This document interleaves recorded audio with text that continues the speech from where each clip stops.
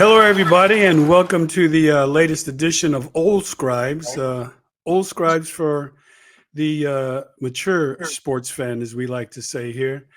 At the Old Scribes podcast, I'd like to introduce my cohort, Matthew Aguilar, based in Chicago, longtime sports writer, boxing Hall of Famer, the El Paso Boxing Hall of Fame, great fight fan, covers all kinds of different sports. And our special guest today, a thrill to have him on, really. Longtime writer at the Associated Press, editor as well. I've known him as a veteran beat writer of the New York Jets. So, he's got very thick skin, but he's one of the good guys in the business. Thought we'd have him on with everything going on with the Jets nowadays and in the National Football League. Pleasure to have Dennis Waszak with us today. Thanks for having me, guys. Appreciate it. D-Waz, how's it going, man? I mean, it's been pretty busy over there at Jetland. Man, I'll tell you, it has been a crazy season. And as you know, George, being around here with the Jets, there have been some crazy seasons over the years. This one is just different. There were so many expectations that the Super Bowl talk, even last year was crazy, but it turned once Rodgers got hurt. But, there was so much optimism going into this year, and how will Rodgers look? And it's like, oh, he had a great training camp and he's trying to get on the same page as Garrett Wilson and things are looking good. And I mean, after 5 games, Robert Saleh's fired, come to the bye week and you got the GM fired. Rodgers isn't playing well. They're 3-8 and it looks like 14 straight seasons without the playoffs. And just, you feel for the Jets fans, and just for us covering it, it's like, man, it kind of gets old after a while too, it's the same story you're writing, just different names and different faces. But it's like, man, how about the fans? You just feel for them because especially this goes back a couple of generations now. Right. Where we haven't seen this team get to the Super Bowl, obviously, and let alone the last 14 years now, not even to the playoffs. Yeah, some of my closest friends in New Jersey that I met happened to be Jet fans, like George Koprowski and Pete Marion and people like that. And just to watch them suffer the way they have over the years. Diehard fans too, they backed the team and they want it to be good and their expectations get elevated. I certainly drank the Kool-Aid this year. I thought they were going to have a great season. Picked them. I think you picked them to go to the AFC Championship, didn't you? Yeah, I know. That was I'm trying not to bring that one up. We'll have to delete that one. And then it just looks awful. Did you see the Saleh firing coming at all? Did you see that coming? No, and I don't think too many people did. I think when you look back at it, I think it was a case where they were never really on the same page, or I don't think Robert Saleh and Woody Johnson were tight. But I think, Robert Saleh is a good guy, and I think Woody Johnson knows that. It's just I don't think he believed in him the way you need to believe in a head coach. And that was proven. I mean, it's the first time he fired a coach in season in his 25 years of ownership. So that says a lot right there. So I don't think they were ever really on the same page. And remember, the other thing is Christopher Johnson was the one with Joe Douglas who hired Robert Saleh because Woody Johnson was the ambassador to the UK under Trump in his first term. So, I guess you could say he wasn't his guy. Mm-hmm. After 5, especially with the history of Woody Johnson not getting rid of a coach or general manager in the season, you didn't think that he would do it at that point. But I thought as the losses would roll, they were shaky at 2-3. It was like, they're not really what we thought they could be. And remember, Aaron Rodgers he was off to not a great start, and the defense was not off to a good start in those first 5 games. And Rodgers was beat up in a few of those games, San Francisco and Denver. And it just it's one of those things. But no, I think when it started percolating that, oh, Salah's out. Like, wait, like out? Like, yeah. So I mean that came as a surprise to me for sure. And it was just such odd timing, just because at that point the Jets weren't. It didn't seem like they were in dire straits at the time, correct? No, they were 2-3. I think part of it was they were coming back from London. They got embarrassed in London, that Minnesota game. I don't know if it played a role in it, but it was in London, and Woody Johnson was there, and that's where he had been, for a few years as the ambassador, and and the team just, a lot of things went wrong, and it wasn't just Aaron Rodgers, it wasn't just coaching. I mean, Greg Zuerlein, the kicker, missed a few kicks along the way that could have won them some games. So, and it's just the natural part of the season where things happen for any team, where a kick here or a play there, makes all the difference in terms of win-loss record. But yeah, there was, I think he wanted to do that, Woody Johnson, to provide a spark. That's what he said. And when that day, later on in the day, when he said he was, moving on and he was making Jeff Ulbrich the defensive coordinator, the interim coach, he wanted a spark because he thought this roster had the most talent of any Jets team maybe ever. Definitely in his time, in his 25 years. So he thought and they his needed pocketbook. something. Yeah. Yeah. So he wanted to see something, but I think it backfired because you could say what you want about Robert Saleh as a coach. I think there was a vibe, and a relationship that he had with that locker room, and I think the guys played for him. That's one thing you never saw, even in the past couple of years when they were struggling. They didn't give up. I think you've heard that with some other coaches over the years that, they don't want to play.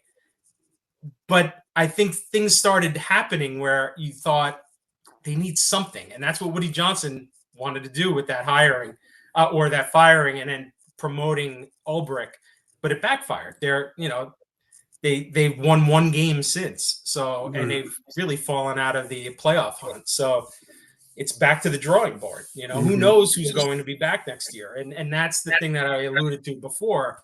We've been through this over and over and over. Yeah, I have a kind of a theory that these general managers, I know I think the Jets announced it again. There was going to be some sort of council or something Tannenbaum is in charge of, and it's going to be a committee, and they're going to organize. They're going to lead the search. I think it ties the owners less to the person who's hired, because if you've got this committee of people recommending so and so, and you hire them, then you're basically going on the word of that committee. And so you're not as wedded to your choice, I think, because they're getting rid of these coaches so fast. 2 years, 3 years, boom, you're out the door. There's no such thing as getting a long leash these days, Yeah. And I just think this hiring by committee thing shouldn't you have a short list already developed of who your next general manager and your coaches are going to be? I mean, why do you need to hire this company to go find you candidates who are worthy of being your general manager? And the interesting thing about that is, with Mike Tannenbaum being the lead, along with Rick Spielman, who was Minnesota's GM a few years ago, but the fact Tannenbaum is involved, it's funny because it's almost like having an ex help you find a new partner. You know what I mean? Like, it's just kind of weird. Now, I think it shows the respect that Woody Johnson does have for someone like Mike Tannenbaum. And just hire him then, rehire him then. If you that's want what him people are saying, just rehire him. Well, the fans are saying, all right, might as well just hire Tannenbaum as the GM and Rex Ryan as the coach. Let's go back to 2010. Yeah. There could be more hires. Yeah. Well, Rex wants the job. He's made no, secret about that. He's been on saying, he could go in there and do that. But yeah, I think if you want to give Woody some credit with that, he's showing that he knows what he doesn't know. So in other words, he knows that it hasn't gone right with the hirings of late. So let's get some minds in there who kind of know the playing field of the GMs and coaches, who know the landscape. Let's get their input. But the Jets made it very clear that it will be Woody Johnson making the final decision. But he's going to lean on these people, on Mike Tannenbaum and Rick Spielman to analyze the candidates. I think there are candidates. I think they have a list, but the 33rd team, which is Tannenbaum and Spielman's group, they're going to line up interviews and that kind of thing. So they will be heavily involved, but the Jets insist that it will be Woody Johnson's decision. Yeah. How effective is that type of hiring process? Really, I mean, in your experience, been the beat writer since 2006. I mean, it almost seems like they're handling a sports team too much like a business sometimes. I think maybe that's a reflection of what sports is now, where it is such a business, But I think when a few years ago the Jets used Ron Wolf was one of them, and I can't think off the top of my head. They used a similar approach, and that was when they hired Mike McCagnon and Todd Bowles. Now, they thought they got guys that they wanted there, and you know how that turned out. So, I think at this point they're desperate for information and trying to make the right decision. So rather than, I think, George, you kind of touched on something there too, where it's like, hey, these guys came heavily, vetted and approved by these people who do this, and these are the guys. But I think when you look back at the hiring of Robert Saleh and Joe Douglas, those two, both of those guys were wanted in NFL circles. People said Joe Douglas was a rising GM in the NFL, that this guy was going to be a star. And Robert Saleh, the same thing. People saw him with the 49ers on the sideline running that defense, going to the Super Bowl, all that stuff. So I think they didn't get it wrong, but it just didn't work out. So that's the game that you play in this whole thing. And it's amazing when you see some of these teams that get it right, and consistently, and it just, you wonder. And I think that's part of the game plan here for the Johnsons to try to figure out, how do we get this right? Because we haven't done it over the last 25 years. I mean, Rex was fine. Tannenbaum had a stretch too. They built a team. Tannenbaum built that team. People say Mangini's players were part of that Rex Ryan team in 2010, 2011, or 2009, 2010. But it hasn't worked out. I mean, it's a struggling franchise. Right. I mean, they missed on the quarterbacks. That hurt. Yes. When Sam didn't work out. And, now they've tried to go this way, and then they missed on Wilson as well. And I don't know. And now I just didn't, I wouldn't have made a change until the end of the season. I think the way they went about it was just disastrous and just set them up for failure. And it just, I think, sent a bad signal to the players. Yes. You really ripped up your coaching staff to the point where they had no idea what they were doing anymore. And, the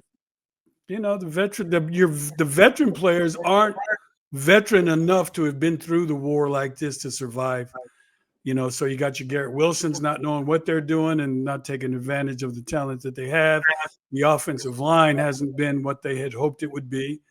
And the defense shows some flashes, but they can't carry the team at all like they might have earlier in the year. Yeah, and I think a big part of that is the message, and I think when you have, like I had mentioned about Robert Saleh having a good relationship with the players in that locker room, when you get rid of the coach, even though you said this is going to spark, I'm doing this to spark this team because it's got to be better. But you're already sending that message that you've kind of given up on this season in a way. Yeah. Even though you're saying, no, this isn't going to work. But all these players know if we don't win or make the playoffs, everybody here on the coaching staff side is gone. Right. So these guys, it introduces an element of uncertainty at that point, even more so. And Aaron Rodgers, I think he says the right things as far as leadership, and he has that experience, but he's not playing well either right now. So, it's hard to be that guy when you're not leading on the field too, and I think that's a big part of it.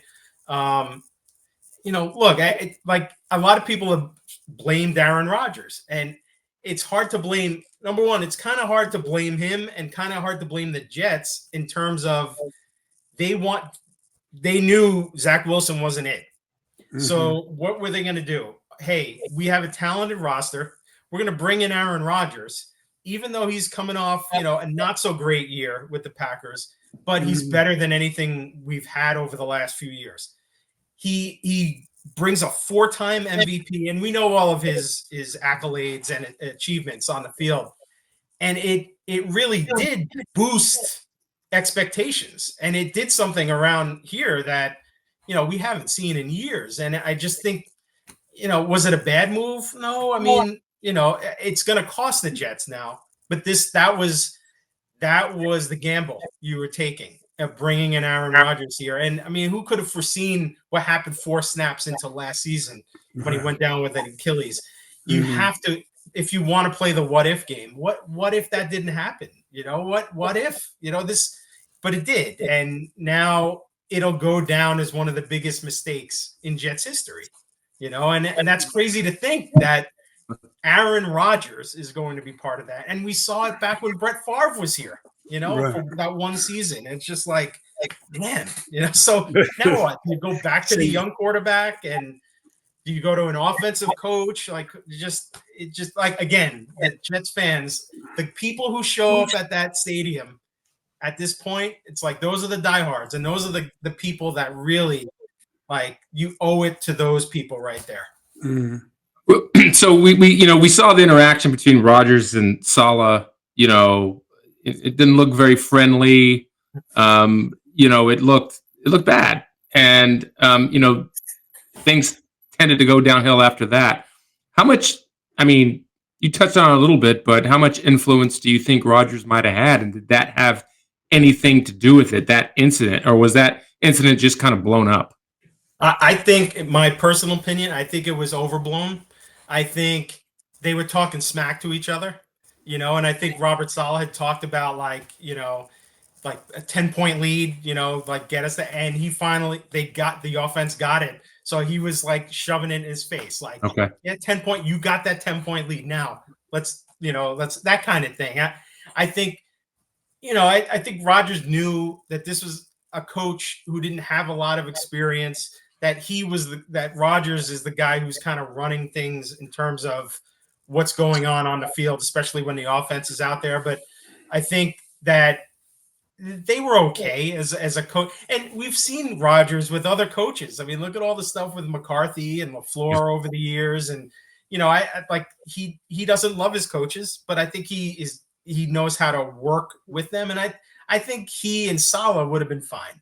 And I think that, because if you look at that one clip, by the way, there's more to it. Like they're kind of like joking around and like smiling. So, but everybody saw that one clip where it was like, did he push him? Like, what happened there? And also there was like a look too, right? Yeah, they were kind of like, but it was mad dogging each other a little bit, right? Right. And because I think, and how things go now, especially on social media, like people throw anything out there and it's like, oh man, did you see that? Like, oh, he can't stand him.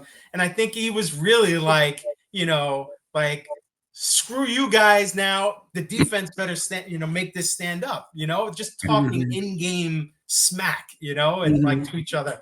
So I think they had that type of relationship where they could do that. But because of everything that's going on and went on, you look back at that and you say, see, like they weren't on the same page. And I don't know if they were 100%, but I think that particular incident was a little overblown.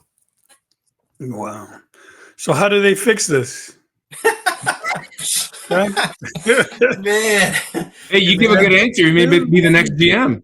Yeah, right. I mean, Exactly. wow. Yeah, I should call Tannenbaum and put my name in the hat if I Yeah. could do that. Man, I don't know. I mean, again, they've done so many things, and the quarterback is the key, and I think they made a mistake with Sam. I don't know that it would have worked out here the way it is in Minnesota now. And remember, he had a couple of stops before Minnesota with Carolina and San Francisco where he was just sitting and learning and just, that kind of thing. Because he was the young quarterback when he was here. Right. Really young, 21 or whatever. And he didn't have all of that in his head reading defenses. That was a weakness when he was here. And that led to that whole "I'm seeing ghosts" thing, which also got kind of overblown. Right. But the mic picked it up, and people have said that, but it was a bad look. And then you throw in all the circumstances with him and struggling. It's like, okay, he's seeing ghosts, and it's not going to work here.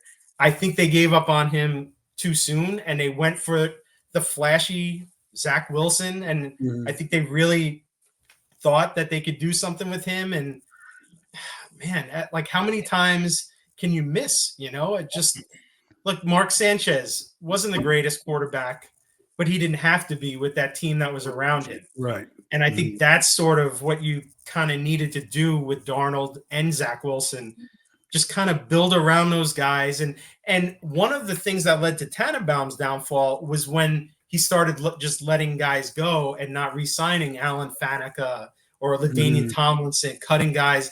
And then all of a sudden, these veteran leaders weren't there anymore. And now it's on the quarterback's shoulders, and he wasn't up to the task. And look, you had Sanchez and Geno Smith, and there was a little Tim Tebow in there at that time too, and which was a circus. And that just adds, right? That just adds to everything. It's like, here's this franchise that's struggling, trying to get things right, and they bring in Tim Tebow, and that was a circus. And then he it's just, I'd forgotten about that. Yeah. And Michael Vick was there for a brief time. Geno Smith was the quarterback, and all these quarterbacks have cycled through here, and it's just nothing. You thought Aaron Rodgers was going to be the guy, so whoever comes in has to figure out what they want to do at quarterback. If they want to reset or bring Rodgers back for that one last year, it's complicated because you have that guy,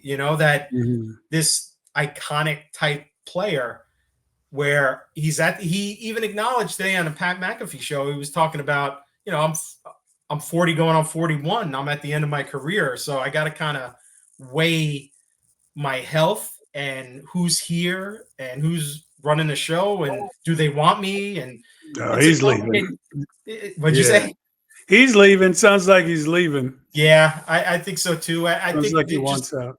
Logically, right? Like, does he want to be part of another rebuild? Because that's what's going to happen. And here's the other thing, guys. With the Jets, they have this young talent, but Garrett Wilson, Breece Hall, Jermaine Johnson, Sauce Gardner, all of those guys are going to have to get paid really soon. So if you're in the middle of now a rebuild, do you bring those guys back or you try to get something for them and pick? So, I mean, I don't know. That's where the key will be the GM deciding on that stuff and the quarterback. So could be some tough seasons ahead. And that's the thing that's so crazy to think that just a few months ago, we're all talking like, hey, do you guys think you could be in the Super Bowl? And it's like, yeah, look at this talent. And you look at the roster and you say, yeah, it's unproven because of what happened last year, but just position by position and the depth, like you thought they're definitely making the playoffs. And with Rodgers, and it just blew up. It's unbelievable. So I think I'm right here. They've only been to the name of the Super Bowl, right? In '69. Is that right? Right. And I think the last playoff win was with Mark Sanchez, correct? Yes. Yeah. And I remember that one because as a Charger fan, the only Charger fan in Chicago, I think Nate Kading missed like 1,000 field goals in that game, and and it ended up being like all field goals. And the Jets won on I don't know, 5 field goals or whatever. And that was like the Nick folk hero time. Right. Him. Yeah. That was. But it's hard to believe that it's been that long that they have been to the playoffs and won a playoff game. Yeah, and that's what I'm saying. It's like generations of fans who have not seen this team get to the Super Bowl. Like, 69. I wasn't even born when they went to the Super Bowl, and I was a kid in 82 when they went to the AFC Championship game and lost to Miami. And I was, so 06 was my first full year on the beat, and I thought, oh, this is going to be fun.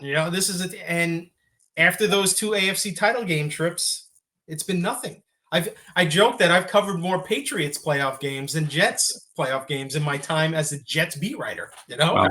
No question. So, D-Waz, how did you become interested in sports writing and becoming a sports writer? Give us a little bit about your background. Well, I grew up in New York. I grew up in Queens and Brooklyn. So I wanted to be either the Mets third baseman or a defensive end for the Jets or something I wanted to play. I went to Xaverian High School in Brooklyn. They didn't have a football team, so I tried out for the baseball team, and I should have tried to play third base, but I wanted to pitch also. So I tried out and made the first round of cuts, and then the second, that's it. And I remember I had a conversation with my dad, and he was like, well, if you can't play it, well, you should try to write about it. Join the school newspaper. And I'm like, really? Like what? And I did. And that's how I kind of got involved in high school. Either my freshman or sophomore year, I joined Xaverian's Shore Road Local and started writing about whatever it was, like no smoking on campus and stuff like that. And I remember having to go through the hall, like, who's your favorite sports figure, and just asking like guys down the hall, like and stuff. And and I got into it, and I had a few teachers who thought like, hey, you could do this, and I'm like, really? And then I went to St. John's, and that's where I really kind of, I was in the journalism program at St. John's, and I got to go to the Garden and cover St. John's basketball, and I still love baseball, so I covered the baseball team there, and I interned at Newsday in between my junior and senior years in 94, and at that time they would throw the intern to do anything, so I did like professional roller hockey.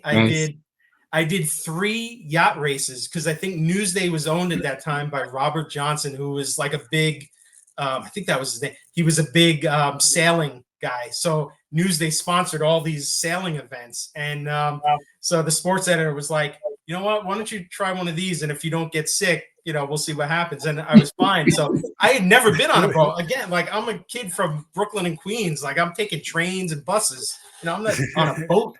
But he said, hey, like, okay. And I did okay. I didn't know the terminology. I remember being on the press boat and they said, okay, this is the starboard and this is that. And I'm like, okay. And trying to take notes and all that. and I covered a few golf events too. And I didn't know anything about golf. And it's funny. I actually was joking about this with my dad recently. Because and this is back in the day before we had any cell phones where you could look anything up quickly. We had an encyclopedia, like I'm sure kids don't even know what those are now. We had a whole set. And I remember going to the golf section of the encyclopedia and going to the library and photocopying the pages of terminology for golf and bringing them to the golf course. So I knew like what a par is, what an eagle, like what all that stuff is. And I'm trying to write these golf tournaments, and then filing from Grand Central Station with the cups in a paper, trying to make sure but like there was an adrenaline factor to that. It's like, oh man, I'm getting a story out there, doing all this stuff, and it really kind of got me going. And then after I graduated St. John's in '95, I got a job as an editor of a local newspaper in Queens. And then a year later, the AP called, and I joined the AP.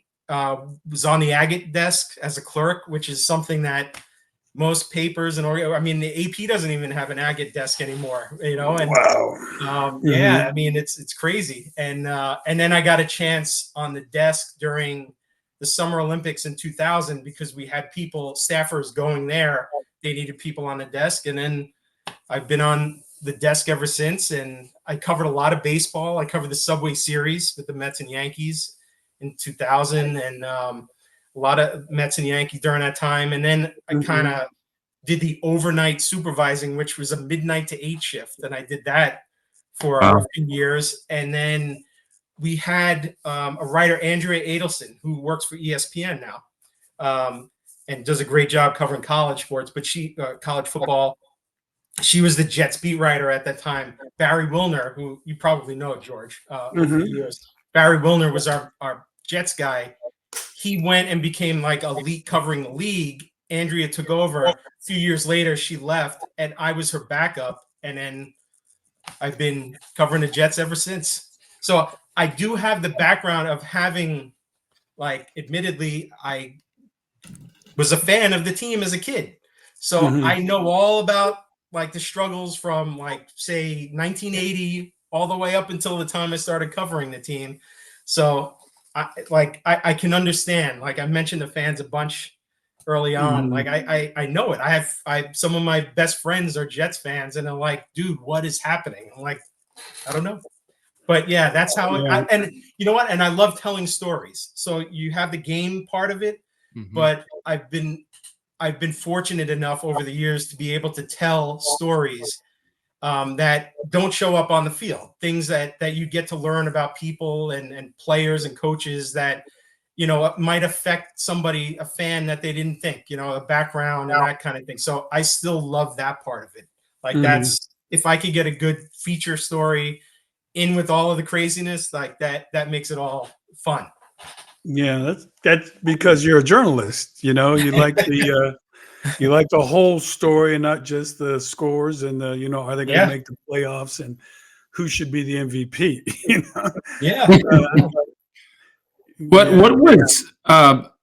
What's been, I mean, because you mentioned like the Subway Series in 2000 and the Jets, and what has been your most, I would have to imagine that Subway Series is probably, for someone growing up in New York, that had to have been one of the thrills of your career.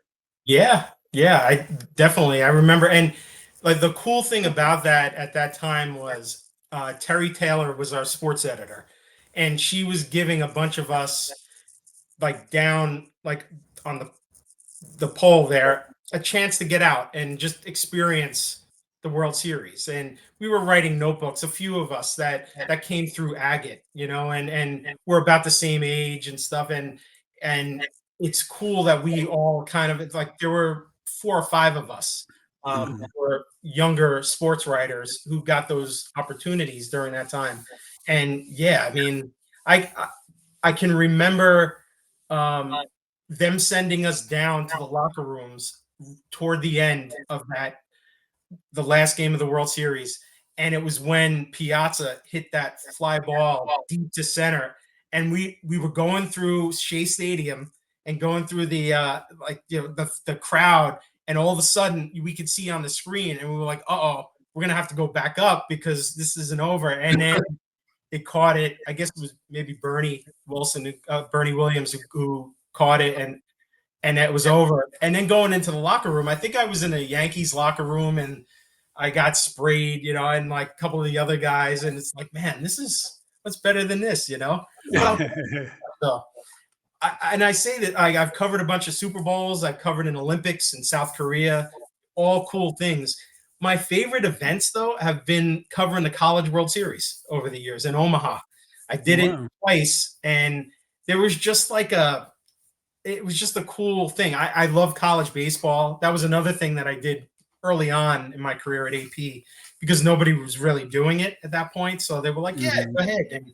And it got me out to Omaha during the World Series, two weeks, and this sense of community, and the fans, like the LSU fans would come, and like they set up shop in the parking lot, and they've got, their beads and everything, and they're going Cal State Fullerton and USC coming in, Miami. It's just all these big time college. Like, I just love that, because I think from the standpoint of the pressure, it wasn't as big a pressure packed event because it was fun, but it was like, okay, it's baseball, it's college, it's community. There were a lot of stories that I was able to tell that weren't just baseball, but just, again, like in the neighborhood, people renting out their front lawns for parking, absolutely, like $10 to park on our lawn, just like, where do you see that?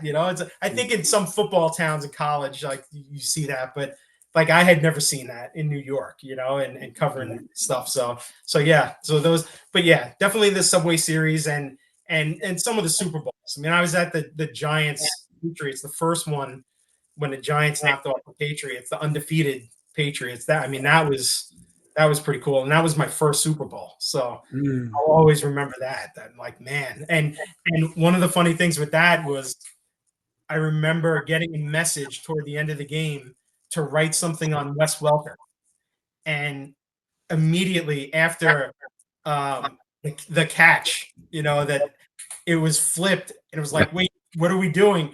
And I had to write a story about, I don't even remember exactly what it was, but I was maybe the Giants defensive line. I had to completely flip what I was writing right as the Super Bowl ended.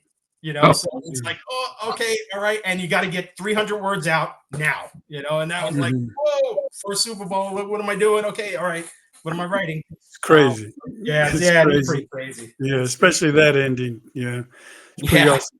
What would you? I mean, the business has changed quite a bit over the years, of course. As you say, we went to journalism. We went to college, got our journalism degree, maybe did an internship, sent our clips out, and hopefully got caught on with, a newspaper or something like that. Yeah. Today, it's kind of totally different.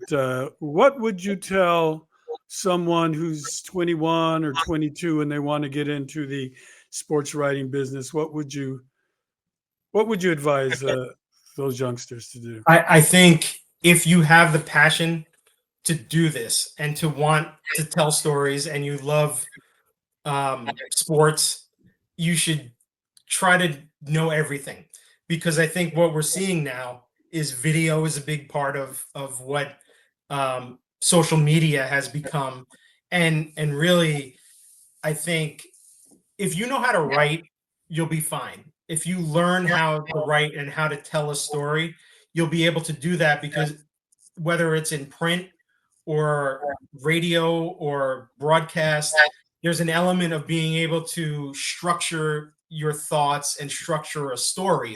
And if you can develop that skill, I think that's key, to any part of what journalism is now. And also use social media the way I think it was supposed to be intended, and as a tool where you can really catch trends and see what people are talking about and that kind of thing, and not so much into the rumors, but what are some things people are talking about in sports? What are some things, what are like I said, trends in football or baseball, and how can you kind of develop those into stories, whether it's a print story or video, but being a versatile part of wherever you're going to work is key. I was talking to a college student a couple of days ago, actually, from Boston University, and he kind of asked me that same thing, because he wants to become a writer. I told him that's great, but just make sure while you're in college, you try out all the other parts of communications. I don't even know if they call it that. Communication arts was what they called it at St. John's, and that was, you take some radio classes, TV classes, and there was a separate journalism program. And now I'm sure it's all mixed in. So I would say try your hand at all of those things, because you never know. I mean, you might not be the on-air talent, but you might be an editor, or you might be somebody who's, a key part of the website, that kind of thing. There's so many different roles. So just try all different things. I think that's kind of how right now that you have to be, and we were talking about, like I said, social media. like you have to be able to stick to facts and use the facts to tell the story, and not be focused on becoming a personality, but becoming a professional, and that will lead to opportunities. I think too many times now we're seeing people kind of like jump off and their personalities, and there's a spot for that. But if you really want to be the storyteller, the person who's, telling these stories, you've got to like make sure you know how to be a pro. Which in today's climate is just much more difficult, right? Yeah. Because when we were coming up, it was all about the writing, and we could focus on the writing. Now there is a lot of competition for, like you said, being a personality, and once you get a little drink of that, it's probably tough to focus on the writing from there. Yeah, and I think there's a place for that in our business. It's a different thing. I think, again, if you can learn how to tell a story, it's going to take you a long way, whether, whichever path you take in this business. Absolutely. I would agree with that. Change the subject a little bit. I know that you're a big rock and metal and grunge aficionado. I see you wearing the Metallica shirt. Yeah, there we go. So you must have been pretty excited to see David Coverdale respond to one of your tweets today. That was unbelievable. I mean, for those who don't know, so it was 2 Fridays ago. It was before the Jets bye week. I was in the locker room, and Brian Costello, your former colleague, George, we were in there, and CJ Mosley, the linebacker for the Jets, we hadn't seen him in the locker room for a few weeks because he had a neck injury. So we went over to him and we started talking to him, and he told us he had a herniated disc in his neck. And I wrote it, and Brian Kaz wrote it too. And a few days later, one of my bosses sends me a message in Slack in the AP channel, and I just saw David Coverdale, and I thought, oh, he's sending me a music, thing. I'll check it out when I'm, logged on later. And then I logged on, and I see David Coverdale, lead singer of Whitesnake, who's one of those like 80s bands who huge, had tweeted a picture of a paper that printed the headline, but that the headline editor had changed herniated disc to something else, and it got no. It went all over the place, and so then I'm checking my mentions on Twitter, and I'm like, everybody's like, "Hey, how's that herniated what going?" I'm like, "What is happening here?" And then I see, so I messaged, I was talking to the boss, and I said, "This is kind of funny, like what's going on here." David Coverdale, of all people, some rock guy, is noticed this bad headline. So I came up with "Here I Go Again," which is one of their biggest songs, and I said, "This is what happened." He said herniated disc, and that's a more common NFL injury, of course. So and he responded with a bunch of thumbs up. So so that was kind of a thrill for me. Here's like worlds colliding. Being a rock guy, and he noticed this bad headline, and it buzzed for a while. But even still to this day, I'm still getting messages from some people like, "Hey, how's CJ Mosley neck doing?" I'm like, man, it was a paper in Connecticut. I feel bad for whoever that was, but like I'm taking some flack for it, and I had nothing to do with it. Thankfully, that was the first thing though. When he messaged me, I immediately went to the wire and looked, and I'm like, okay, wasn't me. Yeah. Okay, whew. I'm sure there was a few seconds of fear, or else I don't know if I'd be on this call here. I would be. We had a similar situation at a Texas newspaper with the same injury, but it was a bulging disc. Oh yeah. Yeah, there's those too. Yeah, and and there was here's one thing, like again with social media, it could be like a cesspool, but there are some really creative people on social media, and you see some of the things that people come up with like right away, and you're like, if we could just harness this for good, something like, it would be positive. amazing, right? Right. Right? But yeah, there were a lot of pretty good lines that came out. Yeah. Yeah, that I mean, it's just the gift that keeps on giving, right? I mean, Yeah. there's like an endless string of like very good quips and funny rebuttals. It's funny, Right. yeah. Right. And I haven't seen Mosley since in the locker room because of the bye week. I think either tomorrow or end of the week. And I'll have to explain it like, hey, just to make sure that wasn't me. Like, you know that, right? Okay. Right. The importance of copy editors, right? Right. Exactly. See, that's Yeah. it's another one of those skills. If you could learn that, you don't make that mistake, you know? Yep. Well, there may not be so many anymore. Yeah, you bring up a good point. I mean, your articles appear like all over the country, if not the world, really. And I guess you're susceptible to any kind of headline, Yeah. any kind of local editor wants to put on top of it, and everybody blames you for it. Yeah, exactly. And the kicker to this whole thing was in the image, in the picture of the newspaper clip, it had the headline and a picture of CJ Mosley, but it also left a byline that says by Dennis Waszak Jr. So everybody knew. So they immediately, that's how, because otherwise I don't know that people would have like connected it. But right there in this whole there's my name. Very prominent. Yeah. So, oh yeah, great. Pluses and the minuses of working for the AP. That's right. That's right. It lasts worldwide, right? Right. Hey, you know what? I should be thankful that the paper used the byline because a lot of times they don't. It just says by the Associated Press or whatever. But yeah, so lucky me, I had my name is attached to that headline forever.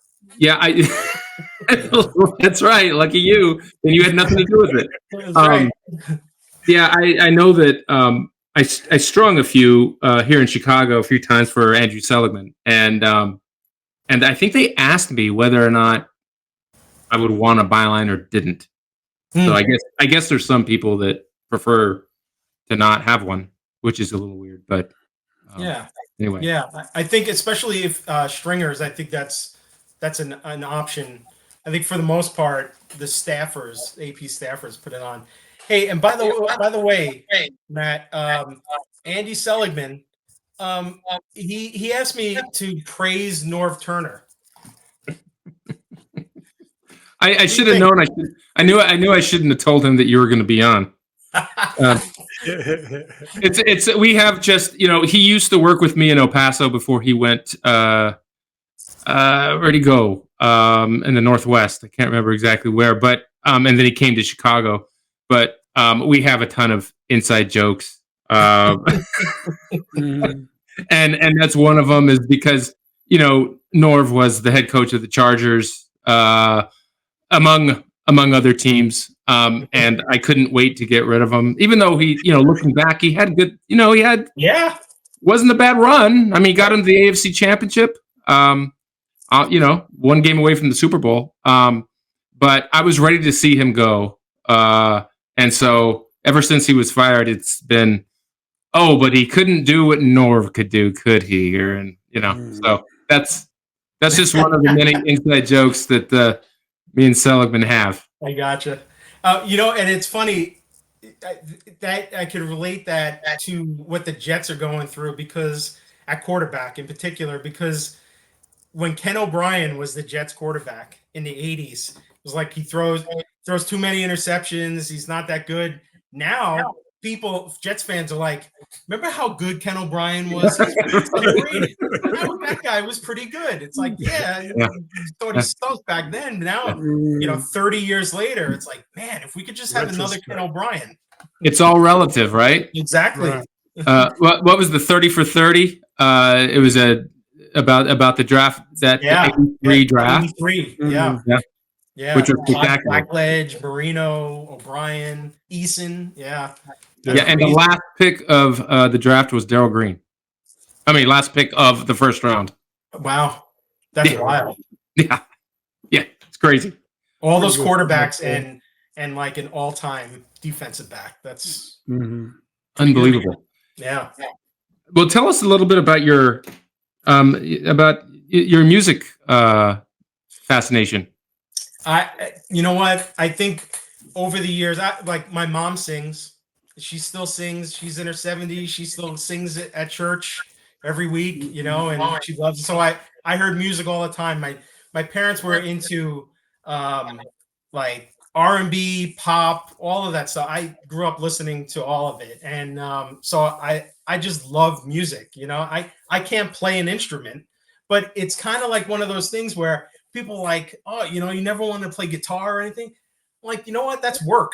You know, like music is like I could just listen to other people who do it like just do a phenomenal job, and I can enjoy it that way. You know, and I think the pandemic was a big thing because everything was shut down, and you just wanted to hear live music. So over the last few years, you know, friends and I, like, we've been able to get back out there and listen to live music. And I think I had phases, you know, when like I said, my parents listened to that, you know, that type of music, and, you know, pop. I knew like everything. I had subscriptions to like Columbia House and BMG and all that. I was getting the 10 CDs for a penny, you know, and all that stuff. I had a huge like cassette collection, and then I had, you know, a huge CD collection. I still have them. You see that? I have an old school like CD player in my office that I still every now and then, you know, I play CDs, and you know, I was into like late 80s, early 90s hip hop, you know, and Public Enemy and Big Daddy Kane and Eric B. and Rakim. And then at some point, you know what it is? I heard Jimi Hendrix all along the Watchtower. I was going through the radio, which is another thing kids don't do. Listen, I was listening to the local radio, and all along the Watchtower came on. I'm like, what is this? And I'm like, Dad, what? He's like, oh, let me tell you. And then he starts having me listen to Zeppelin and all these other bands. And I got into rock and grunge and then metal and all of that stuff. So I'll listen to anything, but I love rock. It just, for me, sports is a love because, you know, you play sports all your life, but like music's a passion because I can get away from work, which is covering sports, by going to a Metallica concert or Foo Fighters or, you know, Jerry Cantrell or, you know, Godsmack, which is one of my bands like that. So yeah, I could talk about music for hours. Like you know, the emotion. My youngest son, he plays piano and he plays trumpet and that kind of thing. That's already more than I can do, you know. But I love listening. So that's kind of where that all comes from. Yeah. So yeah, that's great. What's your favorite? What's your favorite across all genres? What's your all-time number one favorite band? Metallica. Guess I should have known. I just I've seen them a bunch of times over the years, you know, and they were younger guys back then, and they're still bringing it now. And like some of the guys on the beat were giving me, you know, some crap last summer because I think it was when the Jets were in Canton playing the Hall of Fame game. Well, the AP doesn't travel during that time, and so I was here, and Metallica played 2 shows at MetLife Stadium that weekend.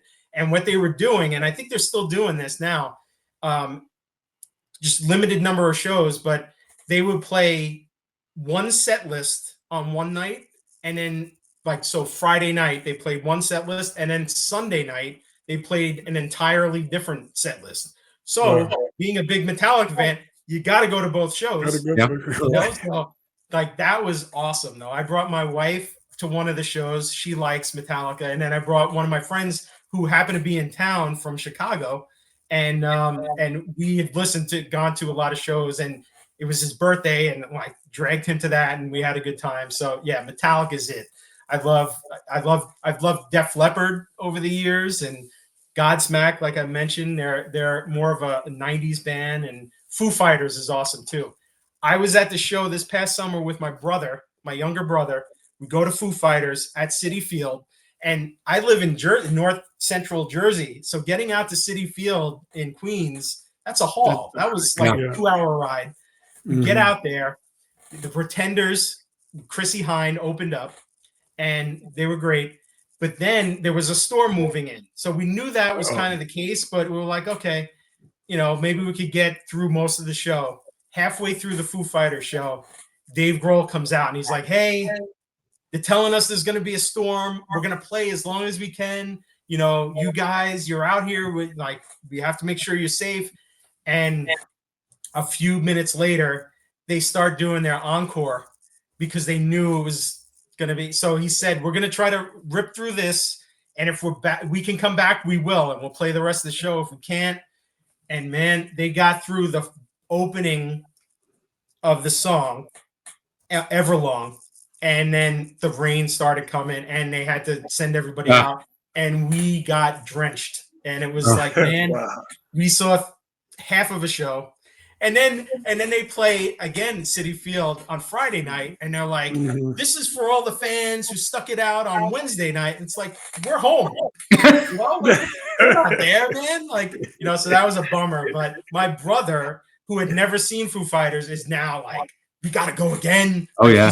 So that's kind of cool. So when you go to shows and you just get crazy with your friends or brother, sister, whatever, like it brings out a different feeling from sports, but there's some similarities too because it's emotions, you're all sharing. And I told my kids this. I have 3 kids, 2 sons and a daughter. I said, my daughter's like, sports, like everybody's there for the same reason because you want to see what's happening. You might be rooting for different teams, but if you go to a concert, you're all there to listen to that band. And everybody around you is like, yes, no matter what it is. So it's a cool thing. So I think we missed that during the pandemic, like I said, but now it's cool. Yeah. I saw Journey, Def Leppard, and the Pretenders at Wrigley. Oh, nice. Nice. This past summer? No, it was been a couple of years. Oh, okay. Yeah. But what a show. They didn't sound, you'd expect, old guys to not sound as good as they sound, but they did. Yeah, they sounded great. And those are the bands that you have so much more respect for that could still do it and still sound like they did 30 years ago or whatever, because that's not easy. I mean, on the vocal cord, unbelievable. Voices change. I saw Iron Maiden a few weeks ago, and that was I have like a list of bands I want to see, and they were like up there. As a rock guy, how could I have not seen Iron Maiden? I've got to see them. They were playing at the Prudential Center in Newark, and I went with one of my buddies from the AP, and they sounded awesome. And those guys, next year is their 50th anniversary. It's like 50 years doing that. That's crazy. Wow. So, 50 years of rock and metal that's tough to do, man. But they're doing it. Yeah. They're not the only ones. Yeah. It's awesome. Yeah. The last concert I saw was Gladys Knight. There you go. That was Todd. She was Todd Bowles' favorite. Yeah, that's right. I love some Gladys Knight. I would love to see Gladys Knight. Yeah, he's coming back. Nice. Yep. It's good stuff. Well, Dennis, I think we probably took more than half an hour with you. Nah, this was fun. I like I said, I could talk. Want to talk sports hours? I can talk music too for hours. So no, this was great. We'll have to have a music edition, a second music edition with you. I'm down with that. I'm down. Cool. George, anything else? That's it. T-Waz, just hang in there. The Jets, you got a few more weeks to go, and then do it all over again, right? Well, a few weeks, so 6 more games, and then all the other stuff goes on. Where coaching full search. GM search, coaching search, all of that. So there's no off season. No, there is no off season in your job. No, so, no, crazy. So, quick, who's gonna be in the Super Bowl? I still think the Ravens and the Lions. I think that was my preseason pick, and I'm going to stick with those teams now. That's what I said, George, if you remember. Oh, yeah. Well, that's looking good. Much better than my Jets choice, that's for sure. Wait, you picked them to go to the Super Bowl? I think so. I'm not sure. At the very least, it was the AFC Championship. AFC Championship game. I'll have to go back and look at that. We'll have to go back and look. Yeah. I can't wait to see that one. I can't wait to go back and look. Let's see. Just kidding, George. I picked the Jets to win the AFC East for the first time. Like I've been doing the AFC East, season preview for years. And for the first time, I picked them to win this year. And there are a lot of people like Barry Wilner, who I mentioned, he'll constantly text me like, hey, that pick's looking great. It's like, come on, man. Come on. It's the first time I picked them. Yeah. You know? You were doomed the minute you picked him, right? Yeah. Rough. What you can do. Well, Dennis, thank you. This was a joy. This was a lot of fun. I appreciate it, guys. Like I said, you know, anytime we'll talk music, sports. I mean, Jets always have stuff to talk about, you know. So that's for sure. Never a dull day at the office there. No doubt. All right. Well, thank you very much. We appreciate it.